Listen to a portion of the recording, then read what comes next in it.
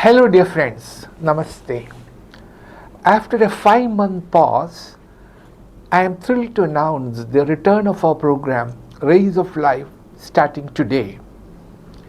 This series will feature my reflections on contemporary topics and engaging interviews with inspiring individuals. From this year onwards, Rays of Life will be webcast every second Saturday. At its core, this program is designed to strengthen the general awareness of students enrolled in Bhaavika, our student enrichment initiative. What began with just 10,000 students in 2023 has now grown to over 1,13,000 participants, a truly humbling milestone. I warmly invite you to tune in, share your thoughts in the YouTube comments, and let me know what resonates with you. Your feedback is invaluable and will help me fine-tune the content to better serve you. And if you haven't subscribed to the channel yet, please do. It is the best way to stay connected. Today, we begin with my talk delivered to the law students of Mar Gregorios College of Law, Trivandrum, on their graduation day. I believe the content of the speech is of great relevance in today's India. Please listen. Esteemed dignitaries, beloved members of the faculty, proud parents, and dear graduates. Today is not just your graduation. It is your initiation into the world of law. A world where black coats make you look important, Latin phrases make you sound important, and yet clients will ask, can you finish this case in one sitting? But behind the gowns and smiles lies a truth. You are entering a profession where your role will determine whether liberty breathes or suffocates. The role rests on one cornerstone: an independent judiciary. Friends, judicial independence is not about judges being untouchable. It is about people being protected. Without it, the rule of law becomes rule by law, where power dictates justice. What is this rule of law? It is a principle that everyone is subject to the law, including lawmakers, government officials, and citizens alike. It ensures that laws are fair, public, stable, and applied equally, and that no one is above law. In countries like US, UK, Canada, Germany, the rule of law ensures that even high-ranking officials or politicians can be held accountable in court if they break the law. And what is ruled by law? It is the use of law as a tool by those in power to control the population and legitimize their misdeeds. Laws do exist, but they may not be applied fairly or justly. The law is subordinate to political authority. In a dictatorship, the leader may use the legal system to punish political opponents or silence dissent while remaining immune from prosecution themselves. This is ruled by law, not rule of law. In short, rule of law protects People from the government, ruled by law, protects the government from the people. Friends, you need to ask this question. How far is it true in the case of our country? India remains a democracy with formal commitment to the rule of law, but the space for rule by law has been growing, especially in the recent past. India is at a critical juncture whether it continues as a rule of law democracy or slides more into a rule by law authoritarianism depends on the strength of our institutions, public accountability, and citizen engagement. I need to caution you, my dear friends. You are entering the world of law at a time when the threat of rule by law is looming large in the horizon. The major concern of you as a lawyer and me as a citizen is how to ensure the independence of judiciary. Think of it in this way. An independent judiciary is like an umpire in cricket. If the umpire starts batting for one team, then the match isn't cricket anymore. It is utter chaos. Friends, let us recall some milestone judgments from our own judicial history. This is a time when we should remember those milestone judgments. The first case that comes to my mind is the very famous Keshavananda Bharati case of 1973, when the court told the parliament that parliament could not destroy the constitution's basic structure.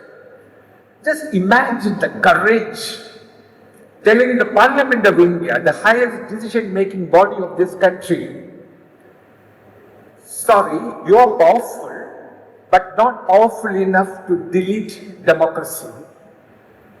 That is like telling a cricketer, you can hit a six, but not by taking the ball home. The second case that comes to my mind is the ADM Jabalpur case of 1976. You remember the emergency case, when the court said even the right to life could be suspended. It was the judiciary's darkest hour. Justice H.R. Khanna alone dissented. He could not become the Chief Justice of India, but by the sheer word of dissent, he became immortal. Years later, the court admitted it was wrong.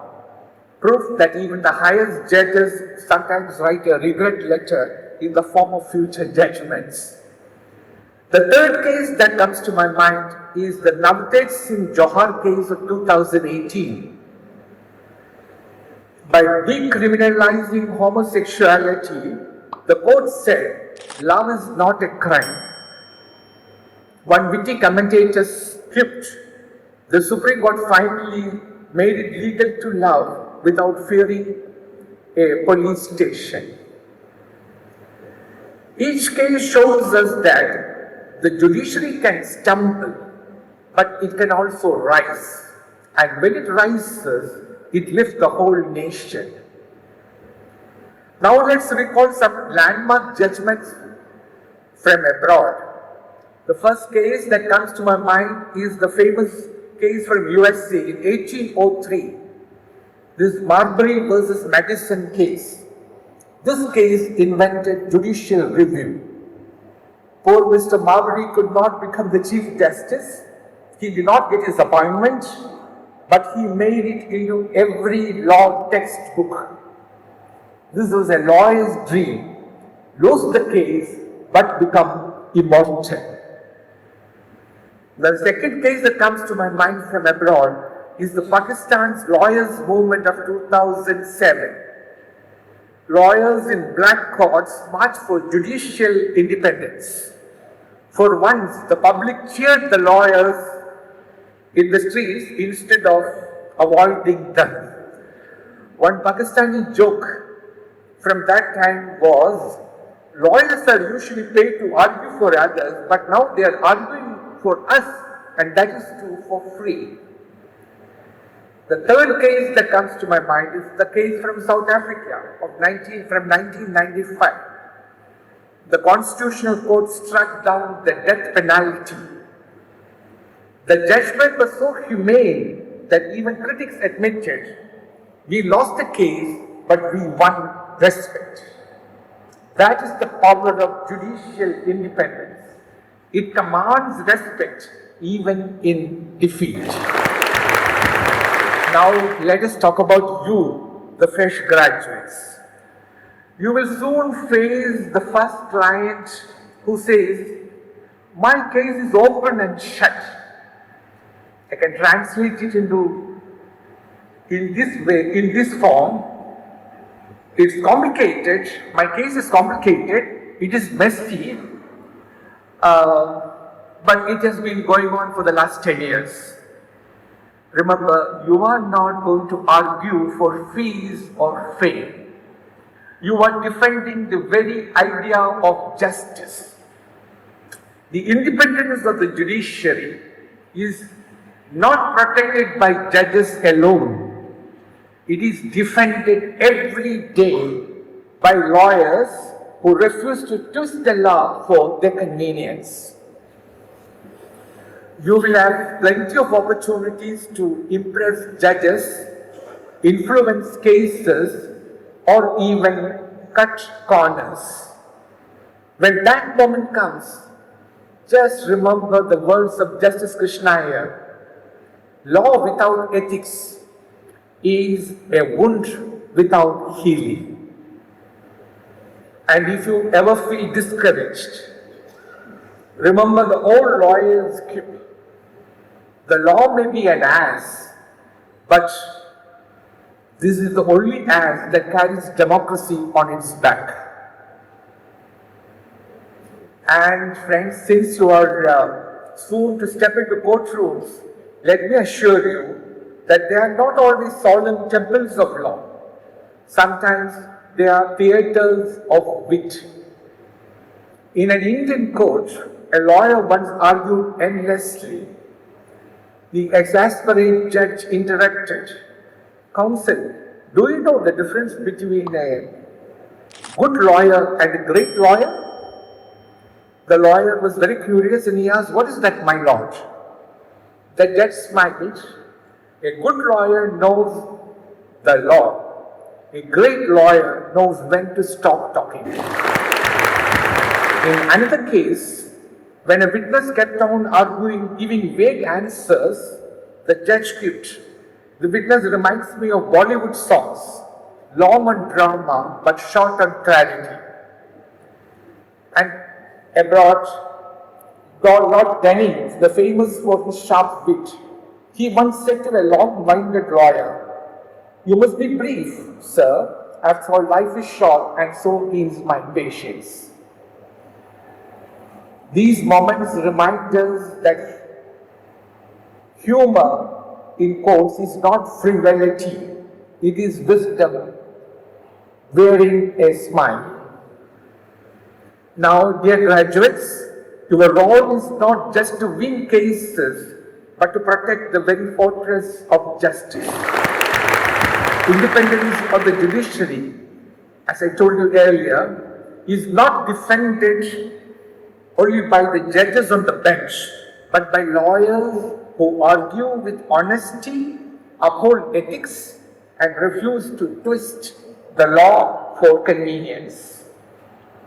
One senior advocate told his junior, the best way to impress a judge is not with 10 citations, but with one honest argument. Please remember that. Justice Khanna once said, judges are not there to decide cases, but to uphold values.